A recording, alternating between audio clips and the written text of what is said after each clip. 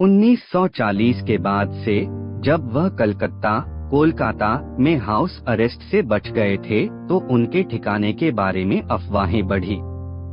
1941 में जब वह जर्मनी में दिखाई दिए तो उनके और उनकी व्यस्तताओं के बारे में तरह तरह की अटकलें रहीं। उनको लेकर अटकलों और रहस्यों का सिलसिला विमान हादसे के बाद भी जारी रहा। विमान हादसे के बाद भी लंबे समय तक उनके जिंदा रहने की अफवाहें रह रहकर उड़ती रहीं।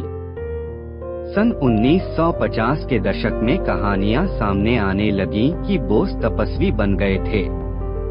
इतिहासकार लियोनार्ड ए गॉर्डन ने 1960 के दशक में इसे मिथक बताया था। हालांकि बोस के कुछ सहयोगियों ने सुभाषवादी जनता का गठन किया, जो इस कथा को बढ़ावा देने वाला एक संगठन था कि बोस उत्तर बंगाल के शॉलमारी स्थित एक अभयारण्य में चले गए थे। कुछ रिपोर्ट स्पष्ट रूप से नेताजी की मृत्यु को स्थापित करती हैं। कहा गया कि मित्सुबिशी के 21 बमवर्षक विमान जिस पर वह सवार थे, ताइपे में उड़ान भरने के तुरंत बाद दुर्घटनाग्रस्त हो गया। भारत सरकार ने अब तक नेताजी की मृत्यु लापता होने की 3 जांच कराई हैं। केवल पहले 2 ने निष्कर्ष निकाला कि 18 अगस्त 1945 को उनका विमान दुर्घटनाग्रस्त होने के बाद ताइहोकू के एक सैन्य अस्पताल में उनकी मृत्यु हो गई, और यह भी कि टोक्यो में रेंकोजी मंदिर में नश्वर अवशेष उनके हैं। वे इस प्रकार हैं। विमान दुर्घटना के बाद फैली अफवाहों के आलोक में लॉर्ड माउंटबेटन के नेतृत्व में दक्षिण पूर्व एशिया के सुप्रीम एलाइड कमांड ने एक खुफिया अधिकारी कर्नल जॉन फिगेस को बोस की मौत की जांच करने का काम सौंपा। 5 जुलाई 1946 को प्रस्तुत फिगेस की रिपोर्ट गोपनीय थी।